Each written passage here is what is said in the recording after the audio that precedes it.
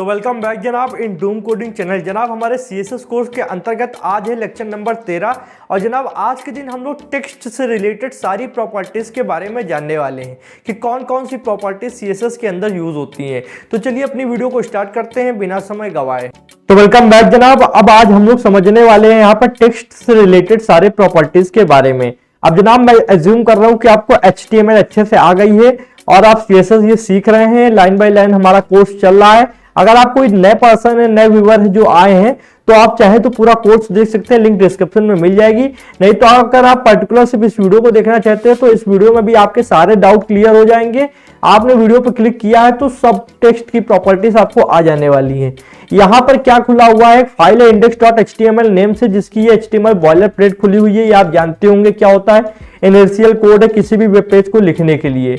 यहाँ पे मैंने किया क्या है, आपको मैं जूम करके दिखाऊं कि यहाँ पे एक डिव टैग देखो बना लिया है और डिव टैग के अंदर ये देखो, ये डिव टैग क्लोज कर दिया है और इसके अंदर मैंने एक पैराग्राफ टैग बना लिया है।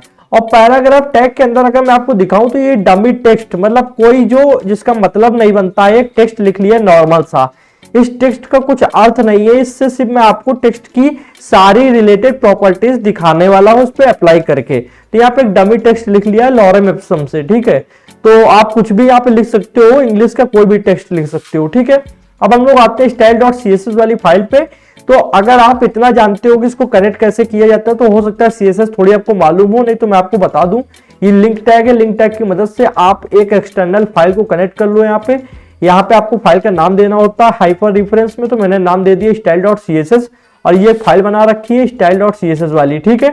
तो अब यहाँ पे हम लोग शुरुआत करते हैं। उससे पहले हम लोग आएंगे index.html में और div टैग के अंदर एक आईडी बना लेंगे। तो आईडी इसलिए बनाएंगे कि हम लोग जब CSS अप्लाई करते हैं तो एक सिलेक्टर की जरूरत पड़ती है। तो यहाँ पे हम लोग क्लास आईडी, ये टैग तीन में से एक कोई सिलेक्टर यूज करेंगे, तो हम लोग यूज करेंगे आईडी सिलेक्टर। आईडी का नाम क्या दे देंगे, मान लो हम लोग आईडी का नाम देते हैं div1, ठीक है।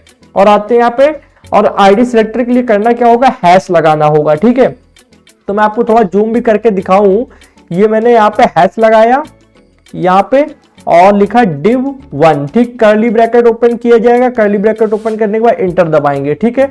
अब मैं सबसे पहले यहाँ पे जो आपको टेक्स्ट आ रहा है वो मैं दिखा दूं। इस तरीके का टेक्स्ट आ रहा है, इसको मैं यहाँ पे एक बॉर्डर दे दूंगा। ये जो div है, div को एक बॉर्डर दे देंगे और उसकी एक चौड़ाई दे देंगे। तो सबसे पहले एक चौड़ाई दे देते हैं, इससे आपको कोई लेना देना नहीं, मैं ये इसलिए कर रहा हूं जिससे आपको टेक्स्ट की सारी प्रॉपर्टीज अच्छे से समझ में आए। बॉर्डर देने से ये फायदा होता है। तो मैं विड्थ दे दूंगा इसकी 500 पिक्सल्स की, ठीक है। उसके बाद में मैं एंटर दबाऊंगा, इसका एक बॉर्डर दूंगा डिव टैग का, जिससे आपको बॉर्डर समझ में आएगा कि कैसे क्या चीजें होने वाली हैं। तो बॉर्डर में 1 पिक्सल सॉलिड टाइप का बॉर्डर देंगे। तो आपको पता होगा, मैंने बॉर्डर प्रॉपर्टी में अच्छे से पढ़ाया था कि ये बॉर्डर सॉलिड दे सकते हो, डॉटेड दे सकते हो, डैश दे सकते हो, इसलिए मैंने यहाँ पे सॉलिड दिया है। और मैं यहाँ पे ब्लैक कलर का दूंगा, ठीक है।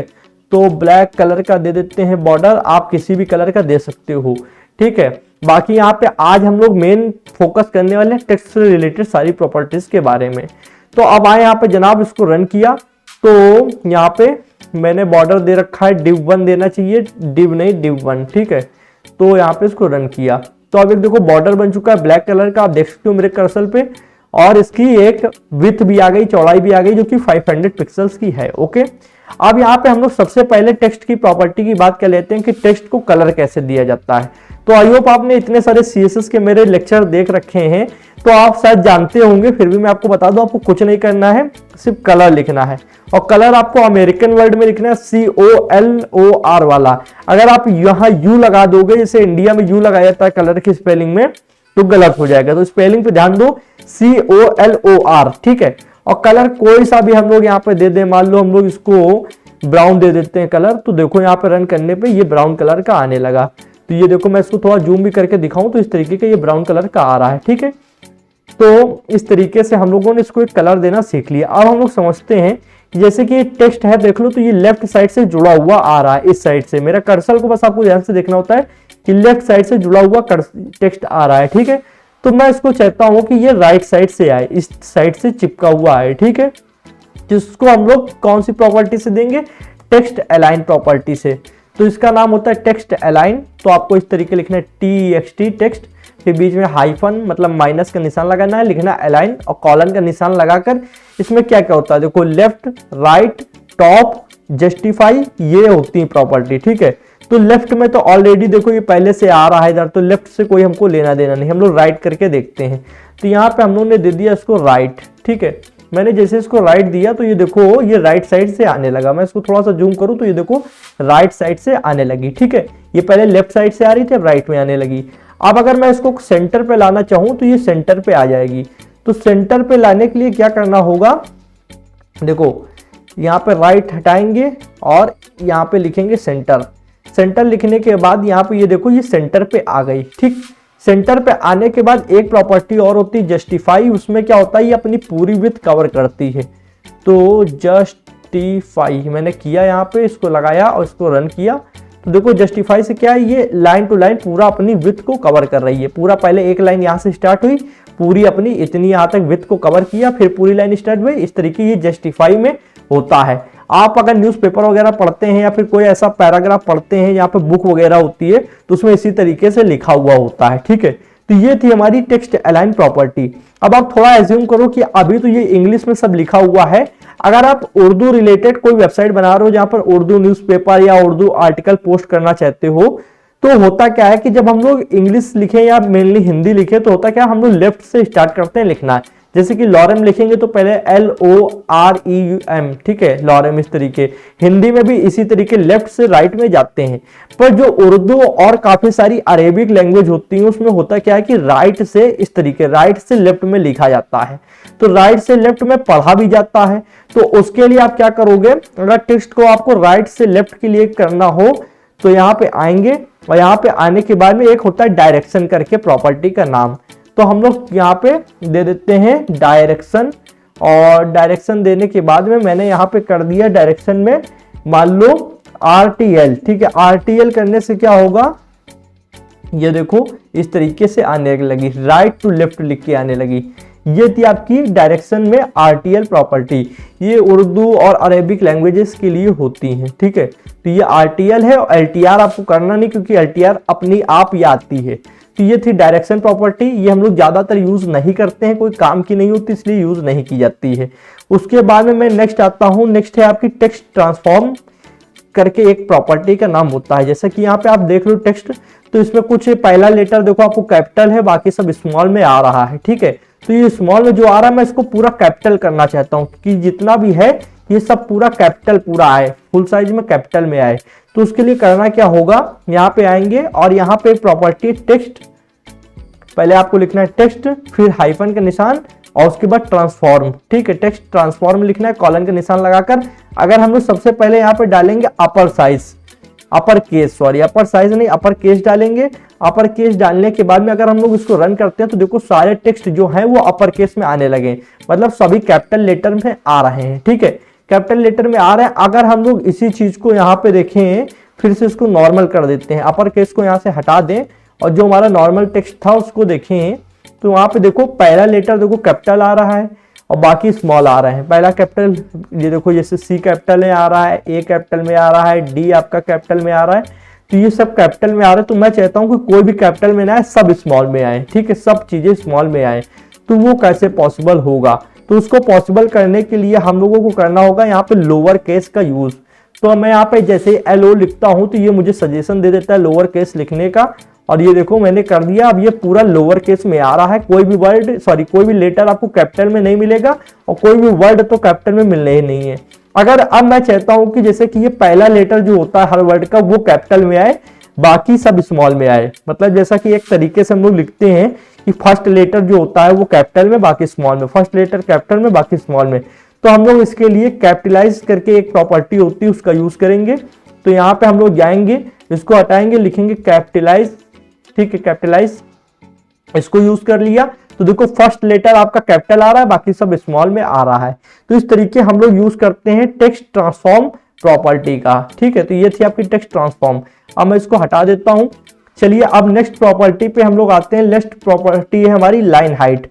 लाइन हाइट प्रॉपर्टी करती क्या है जनाब, कि जैसे कि मैं आपको दिखाऊं, अभी यहाँ पे आए तो ये देखो लाइन आ रही है, तो इनके बीच में कितनी हाइट है, इन दोनों लाइंस के बीच में कितनी हाइट है, ये डिसाइड करती है लाइन हाइट प्रॉपर्टी, कि इनके बीच में कितना आप गैप रखना चाहते हो। तो चलिए मैं यहाँ पे रख लेता हूँ, लाइन हाइट को यहाँ पे लाऊंगा और यहाँ पे लिखूंगा लाइन हाइट इस तरीके से, ठीक है। और मैं आपको 30 पिक्सल या पहले देके दिखाता हूँ जिससे आपको थोड़ा सा समझ में आए, गैप दिखे आपको। अगर यहाँ पे 30 पिक्सल देखो किया तो ये देखो काफी गैप में आने लगी। तो आप चीजों को साफ सुथरा बिल्कुल क्लीन दिखाना चाहते हैं तो आप इसमें स्पेस दे सकते हैं। अगर इसी स्पेस को मैं बढ़ा दूं, यहाँ पे 30 से 50 कर दूं तो ये काफी ज्यादा हो जाएगा। और फिर देखो ये कितना कितना दूरी पे आने लगी लाइंस, ठीक है। तीनों लाइन काफी दूरी में आ रही। और अगर इसी को हम लोग 50 से हटा के 0 कर दे तो सभी लाइन आपस में मिल जाएंगी और देख लो कितना खराब दिखने लगेगा। तो ये थी लाइन हाइट प्रॉपर्टी। इससे आप क्या कर सकते हो, आप अपनी लाइंस के बीच का स्पेस मैनेज कर सकते हो, ठीक है। नेक्स्ट हम लोग चलते हैं यहाँ पे एक और प्रॉपर्टी। उसके पहले मैं आपको यहाँ पे दिखाऊं कि जैसे ये भी लिख के आ रहा है तो ये फर्स्ट वर्ड को देखो लॉरेम, तो ये स्टार्ट जो हो रहा है ये हमारे बॉर्डर से जस्ट बिल्कुल चिपक के हो रहा है। यहाँ ये बॉर्डर है ब्लैक कलर का, उससे जस्ट चिपक के ये लॉरेम स्टार्ट हो रहा है। मैं चाहता हूं कि लॉरेम जो स्टार्ट हो वो थोड़ा सा स्पेस लेकर यहां से स्टार्ट हो, मतलब लॉरेम और ये बॉर्डर के बीच में थोड़ा सी जगह हो, थोड़ा गैप लेके ये स्टार्ट हो। तो इसके लिए क्या करना होगा, इसके लिए हमारे पास टेक्स्ट इंडेंट करके एक प्रॉपर्टी होती है। इंडेंट का मतलब क्या होता है कि एक ये जो गैप देख रहे हो, मतलब जैसे नंबर आ रहा है, नंबर से ये गैप जो होता है इसको इंडेंट बोलते हैं। तो अगर मैं मान लो इसको टैब दबाऊं तो इस तरीके से इनको इंडिटेशन किया जाता है। तो उसी तरीके हम लोग टेक्स्ट को भी इंडेंट करते हैं, ठीक है।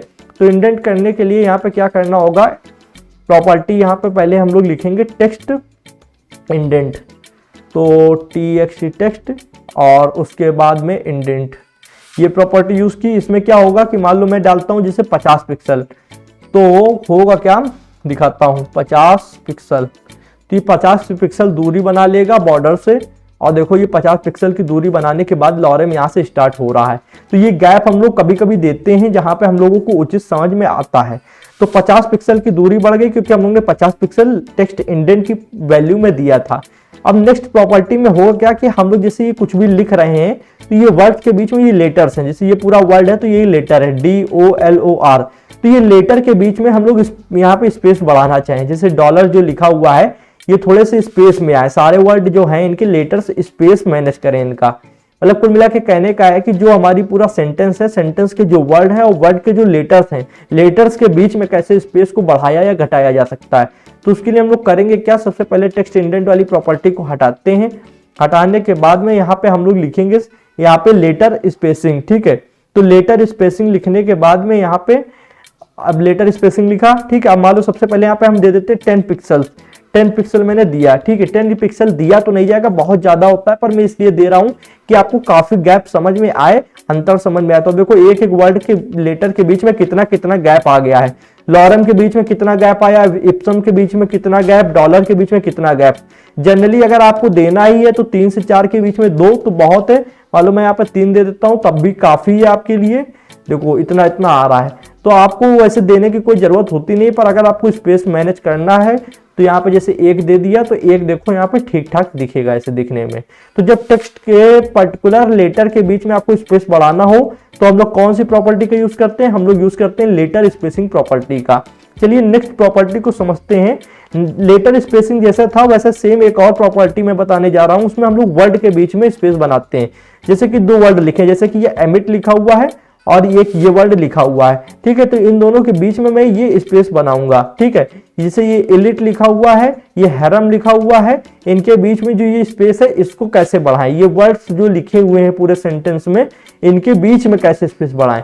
पहले हम लोग लेटर के बीच में स्पेस बढ़ा रहे थे, अब हम लोग वर्ड के बीच में स्पेस बढ़ाएंगे। तो आई होप आप समझ गए होंगे कि हाँ वर्ड स्पेसिंग करके है, तो वर्ड सबसे पहले लिखना होगा वर्ड और फिर स्पेसिंग, ठीक है। इस तरीके की प्रॉपर्टी जब आप लिखोगे और यहाँ पे हम लोग मान लो वैल्यू 10 पिक्सल ही देके देख लेते हैं, तो ये मैंने दी 10 पिक्सल और यहाँ पर रन किया। तो रन करने के बाद देखो ये वर्ड के बीच में पर्टिकुलर स्पेस बढ़ गया, तो ये देखो एलिट से स्पेस बढ़ा तो ये हैरम यहाँ आ गया, ये सब वर्ड पर्टिकुलर दूरी दूरी पे आने लगे। तो इस तरीके से हम लोग इनको आपस में थोड़ी थोड़ी दूरी पे वर्ड स्पेसिंग प्रॉपर्टी की मदद से दे सकते हैं, ठीक है। अब हम लोग क्या करते हैं, जैसे कि इसको हटा दें उसके बाद में मैं आपको दिखाऊं एक चीज और। यहाँ पे आते हैं HTML में। HTML पे मैंने जैसे मान लो ये डॉलर जो लिखा है यहाँ से मैं इस तरीके से इस पर स्पेस बढ़ा दूं काफी सारा, ठीक है। स्पेस बढ़ाने के बाद ये दूसरी लाइन जो है इसको मैं यहाँ से नीचे ले आऊं, फिर इसको और नीचे ले आऊं, मेमो है इसको और नीचे ले आऊं, इस तरीके से मतलब ऊपर नीचे कर दूं, ठीक है। तो क्या यहाँ पे कोई फर्क पड़ेगा ब्राउजर के अंदर? देखो कोई फर्क नहीं पड़ा, क्योंकि जो पैराग्राफ होता है वो लाइन टू लाइन चीजों को लिखता है। पर अगर मैं चाहता हूं कि जिस तरीके से यहाँ पर लिखा गया है, मतलब आपके कोड एडिटर के अंदर जिस तरीके कोई टेक्स्ट लिखा गया है, सेम उसी तरीके से यहाँ पे ब्राउजर के अंदर शो हो यूजर्स को, तो हम लोग क्या करेंगे? तो इसके लिए HTML के अंदर भी एक होता है प्री टैग यूज किया जाता था, पर अगर आप इसको CSS की मदद से करना चाहते हैं तो यहाँ पे प्री वैल्यू को यूज करेंगे। तो प्रॉपर्टी क्या होगी? प्रॉपर्टी का नाम है यहाँ पे व्हाइट स्पेस करके, ठीक है।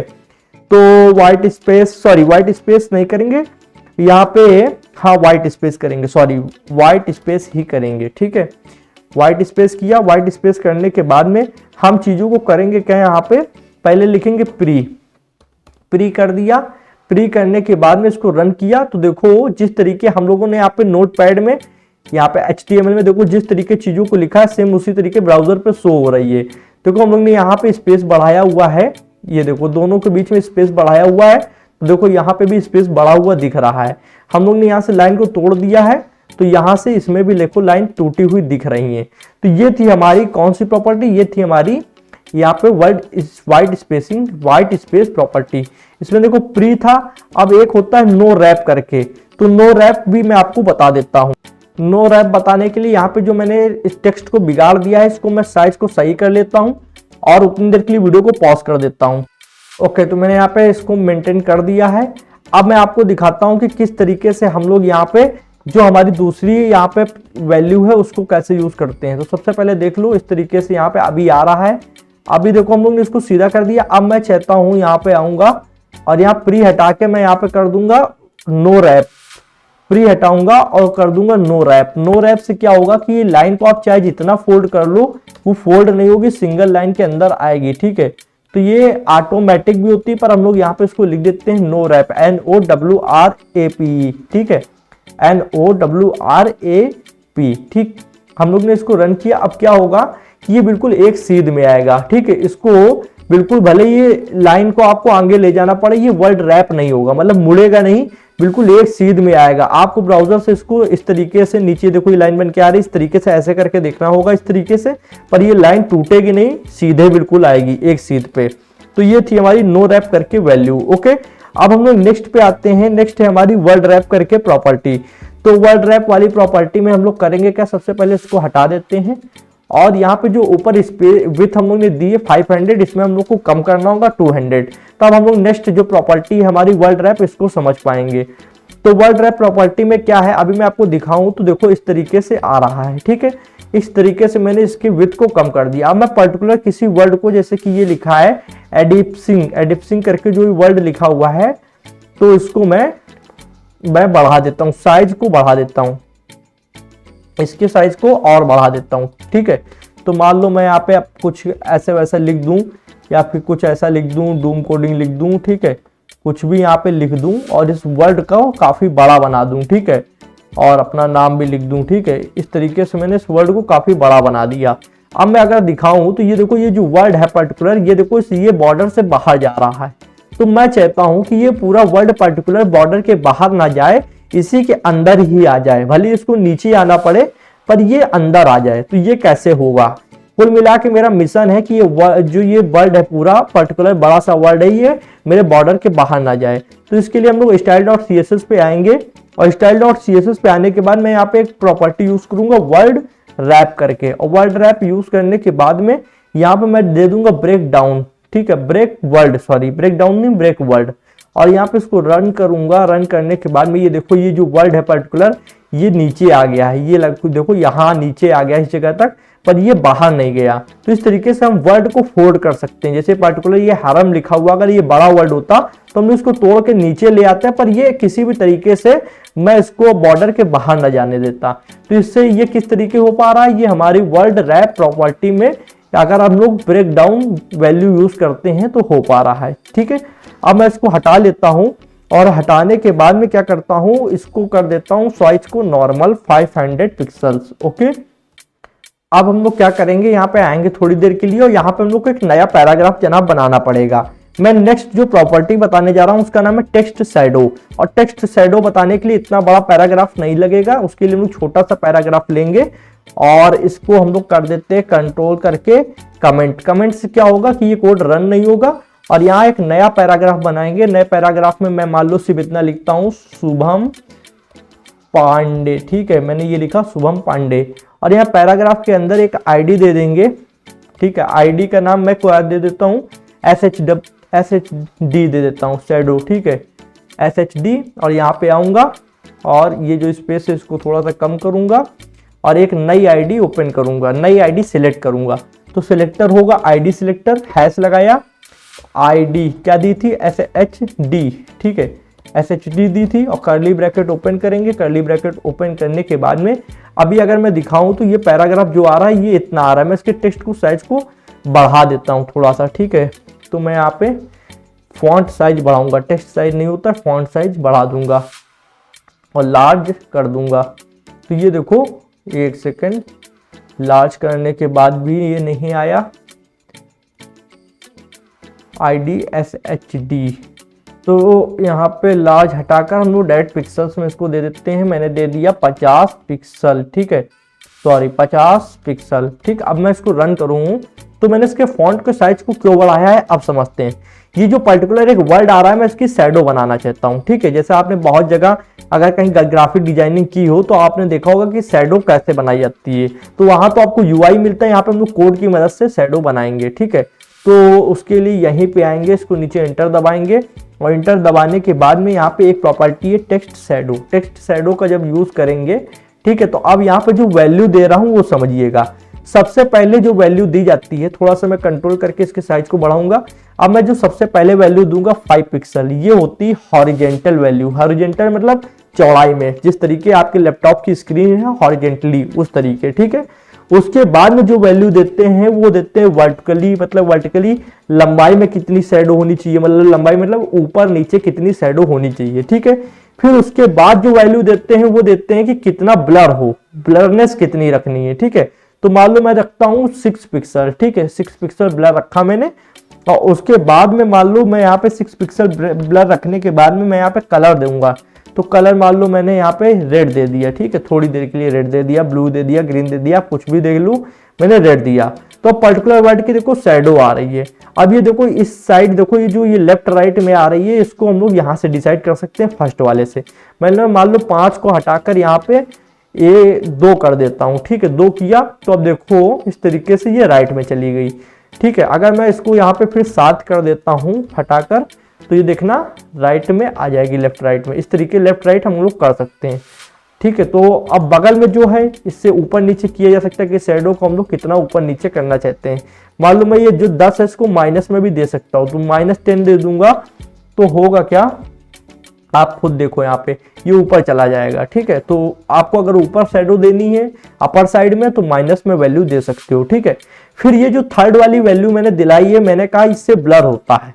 तो ब्लर का मतलब क्या है, ये जो शैडो है अभी आप देख रहे हो ये ब्लर है, आपको ये साफ समझ में नहीं आएगी, मतलब लगेगा कि इस चीज की शैडो है।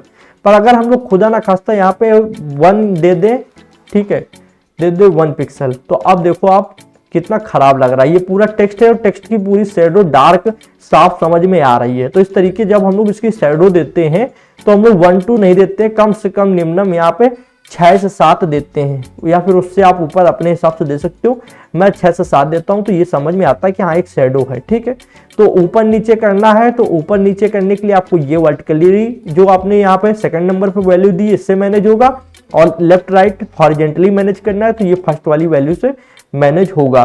तो ये थी हमारी टेक्स्ट शैडो प्रॉपर्टी। ठीक है, अब मैं आता हूँ यहाँ पे थर्ड प्रॉपर्टी पे। इसमें कुछ नहीं करना है, इसको हटा देते हैं। सबसे पहले यहाँ से ये पूरी इसको हटा देते हैं, इस तरीके सिलेक्ट किया, इसको हटा देते हैं और यहाँ पे आते हैं। यहाँ पे आने के बाद में ये जो पैराग्राफ है, पैराग्राफ में आईडी का नाम चेंज करके जो हम लोग ने ऊपर आईडी नाम दी div1, इसी को दे देते हैं थोड़ी देर के लिए। ठीक है, अब यहाँ पे div1 नाम दे दिया। ठीक है, इसको रन करते हैं तो देखो ये शुभम पांडे एक लाइन में आ रहा है। ठीक है, तो लाइन में आने के बाद क्या करेंगे, इसको वर्टिकली हम लोग मोड़ देंगे। मतलब कहने का क्या है, अभी देखो ये जो शुभम पांडे आ रहा है इस तरीके देखो चौड़ाई में आ रहा है। अगर मैं इसी शुभम पांडे को ऐसे उल्टा कर दूं, मतलब पांडे ये ऊपर की साइड हो जाए और शुभम नीचे की साइड हो जाए, तो कैसा रहेगा, ठीक है। बहुत से लोग अपनी जैसे वेबसाइट्स होती है तो उसमें बैनर लगाते हैं, तो इस तरीके जैसे शुभम इस तरीके ये नीचे हो, पांडे ऊपर, यूट्यूब जहां ये लिखा है उस तरफ पांडे हो, शुभम ऐसे नीचे हो, तो ये कैसे होगा, चलिए देखते हैं। आई होप ये चीज सक्सेसफुली हो जाए, इसको हम लोग करके देखते हैं। उसके लिए करना क्या होगा, यहाँ पे एक हम लोग डालेंगे राइटिंग मोड, ठीक है। तो लिखना होगा राइटिंग मोड, और राइटिंग मोड में हम लोग डालेंगे वर्टिकली और वर्टिकली नहीं, वर्टिकल LR पहले डालेंगे, LR, ठीक है। तो LR डाला, लेफ्ट और R राइट, तो ये देखो इस तरीके आ रहा है। तो आप देख सकते हो ये शुभम ऊपर और पांडे नीचे भी आ रहा है, ठीक है। अब मैं इसको RL कर दूं, ठीक है। RL करने पे क्या होगा, RL कर दिया, ठीक है। तो RL में क्या होगा, एक सेकेंड, RL में हमने जूम करके रखा है शायद ज्यादा, इसलिए दिख नहीं रहा है। तो ये आ क्यों नहीं रहा, इसके लिए हम करेंगे क्या, यहाँ कोड पे आते हैं। सबसे पहले देखो ये टेक्स्ट अलाइन है, इसको हटाते हैं, इसको हटाया हम लोग ने। और क्या गड़बड़ी, ये देखो यहाँ पे ये गलत पड़ा हुआ है 5200, इतना नहीं रखना है हम लोगों को, बहुत ज़्यादा हो जाएगा, ठीक है। सिर्फ 500 रखेंगे। 500 रखने के बाद अब मैं आपको दिखाता हूँ वर्टिकल RL, मतलब राइट लेफ्ट, इस तरीके से। तो अब आप देख सकते हो, ये देखो ये जो शुभम पांडे आ रहा है ये इस तरीके से आ रहा है राइट में, और इस तरीके से वर्टिकली, ठीक है। वर्टिकली नहीं, वर्टिकल, सॉरी, ये वर्ड में प्रोनाउंसिएशन में मुझे कुछ प्रॉब्लम होती है, आप समझ सकते हो, हर किसी का होता है। जो ये वर्टिकल आ रहा है ये RL आ रहा है, ठीक है, ठीक। और लेफ्ट करना है तो LR कर देंगे, तो यहाँ पे वैल्यू को LR कर देंगे इस तरीके से, ठीक। अब आई होप समझ गए होंगे आप। अब हम लोग करने क्या वाले हैं, यहाँ से इसको हटा देंगे। एक आखिरी प्रॉपर्टी बची हुई है जो काफ़ी इंपॉर्टेंट है, और ये जानते हो इसमें थोड़ा सा आपको दिमाग लगाना होगा, बहुत ज़्यादा नहीं, हल्का फुल्का सा, ठीक है। तो यहाँ 500 पिक्सल्स है। अभी देखो हम लोग इसको अगर रन करें तो यहाँ पे जो हम लोग आए थे इसमें हमारा टेक्स्ट जो था इसको हटा देते हैं, पैराग्राफ को, इस वाले पैराग्राफ को, और ऊपर वाले को नॉर्मल कर देते हैं। जैसे अभी ये हम लोग ने इसको कमेंट कर दिया था, तो हम लोग इसको कमेंट से हटा देते हैं। कमेंट से हटाएंगे हम लोग, तो यहाँ पे देखो ये आ रहा है इस तरीके से, और यहाँ पे एक प्रॉपर्टी को यूज़ हो रही है, ठीक है। प्रॉपर्टी को यूज़ नहीं हो रही है, तो हम लोग यहाँ पे कर देते हैं टेक्स्ट अलाइन प्रॉपर्टी, ठीक है। टेक्स्ट अलाइन जस्टिफाई कर देते हैं, टेक्स्ट अलाइन जस्टिफाई कर देते हैं। क्यों कर रहे हैं अभी आपको समझ में आएगा, ठीक। अब हम लोग ने ये कर दिया, टेक्स्ट अलाइन जस्टिफाई D1। तो यहाँ पे आते हैं विजुअल स्टूडियो कोड पर, जस्टिफाई को हटा देते हैं यहाँ से, और करते हैं यहाँ पे सेंटर। सेंटर करने के बाद में आप देखते हैं शायद चीज़ें सही से काम कर रही हूँ। अब ये लास्ट प्रॉपर्टी इंपॉर्टेंट है आपके बताने के लिए, क्योंकि आप इसको यूज़ करेंगे अपनी वेबसाइट बनाने के लिए। तो देखो इस तरीके का आ रहा है, मैं इसको थोड़ा जूम करता हूँ। अब देखो ये जो सिट और एमिट लिख के आ रहा है, इसके बीच में मैं एक इमेज लगाना चाहता हूँ, ठीक है। मतलब टेक्स्ट के बीच में इमेज लगाना चाहता हूँ, तो कैसे लगाऊंगा, तो यहाँ पे आऊँगा, सिट और एमिट के बीच में यहाँ पे इमेज टैग को ओपन करूँगा सबसे पहले। तो यहाँ पे थोड़ा सा स्पेस है ये, आई होप ये इमेज टैग यहाँ पे रन कर जाएगा, ठीक। तो यहाँ पे हो गया, इमेज मारते हैं, ये आर्ट को हटा देते हैं। आर्ट आप जानते हो इसको बोलते हैं अल्टरनेटिव टेक्स्ट, ये आपको HTML में मैंने पढ़ा रखा है। SRC में हम लोग सबसे पहले फोल्डर का नाम दे देते हैं, तो फोल्डर का नाम दिया हम लोग ने इमेजेस। इमेजेस देने के बाद में हम लोग फिर देंगे कौन सी इमेज का नाम देंगे। तो मैंने यहाँ पे 2 इमेज रखी है, HTML PNG और CSS, ठीक है। तो मैंने HTML वाली को यहाँ पे चूज़ कर लिया है। इसको चूज़ करने के बाद में अब मैं आपको दिखाता हूँ, यहाँ पे अब एक विथ दे देंगे। विथ हम लोग यहीं पे दे रहे हैं, चाहे तो उसको CSS में दे सकते हैं, पर हम लोग इतना ध्यान नहीं करेंगे। यहाँ पे विथ दे देंगे, विथ में हम लोग मान लो सिर्फ 100 पिक्सल दे देते हैं। 100 पिक्सल देने के बाद इसकी पर्टिकुलर ID बनाना होगा। तो ID का नाम क्या रख दें, सॉरी ID नहीं भी बनाते हैं, चलो ऐसे ही काम बन जाएगा, क्योंकि इसको हम लोग टैग सिलेक्टर से सिलेक्ट कर लेंगे, ठीक है। तो यहाँ पे एंटर आते हैं, एंटर दबाया, और यहाँ पे हम लोग करेंगे क्या, IMG टैग को सिलेक्ट करेंगे। IMG टैग हम लोग ने यूज़ किया है एक ही बार, इसलिए इसको यहाँ सिलेक्ट किया, कर्ली ब्रैकेट दबाएंगे। कर्ली ब्रैकेट दबाने के बाद एंटर मारा। एंटर मारने के बाद में अब हम लोग करने क्या वाले हैं, यहाँ पे आप ये समझिए। सबसे पहले हम लोग यहाँ पे करेंगे बॉर्डर, इसको एक दे देंगे इमेज को, पहले रन करके दिखाएंगे आपको। तो अभी देखो एक इमेज आ रही है यहाँ पे, सिट और एमिट के बीच में। आप थोड़ा और जूम कर दें, देखो सिट ये लिखा है यहाँ पे, ये सिट है और ये एमिट है, ठीक है। इसके बीच में ये लिख के आ रही है, ये इमेज आ रही है। अभी ये इमेज आपको साफ नहीं दिखेगी क्योंकि ये भी व्हाइट कलर की है, तो इसको दे देते हैं एक बॉर्डर। तो बॉर्डर मान लो दे देते हैं रेड कलर का, 1 पिक्सल सॉलिड रेड 1। ये सब मैं आपको पढ़ा चुका हूँ, आई होप आपको ये करना आ रहा होगा। 1 पिक्सल सॉलिड रेड, ठीक है। तो इसको मैं दे देता हूँ रेड दे दिया। अब रेड देने के बाद में जनाब क्या होगा कि यहाँ पे इसको रन करते हैं, तो यहाँ पे देखो रेड कलर से बॉर्डर आ गया। बॉर्डर आने के बाद अभी देखो ये जो लाइन आ रही है, ये देखो यहाँ पे इमेज के डाउन पे बॉटम साइड पे आ रही है, ठीक है।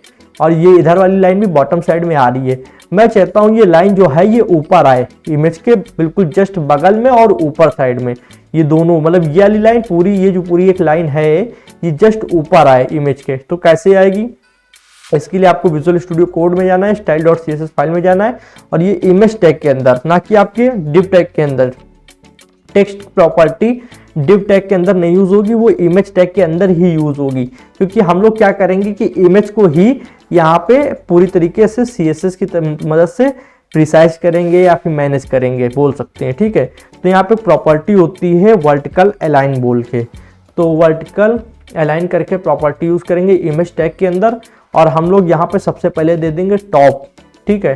तो यहाँ पे हम लोग दिए टॉप देने के बाद इसको रन किए, तो देखो ये जो टेक्स्ट मैंने सिलेक्ट किया था ये इमेज के साइड में बिल्कुल बगल में और टॉप पे आ रहा है, ठीक है। तो मेरा जो मकसद था वो पूरा हो चुका है कि जो टेक्स्ट है ये टॉप पे भी आ रहा है और बिल्कुल साइड में बगल में भी आ रहा है। इसी तरीके आप इमेज का कोई भी ऐसे लगा सकते हो। अगर मैं चाहूँ तो इसको टॉप की बजाय मैं मिडिल पे भी रख सकता हूँ, ठीक है।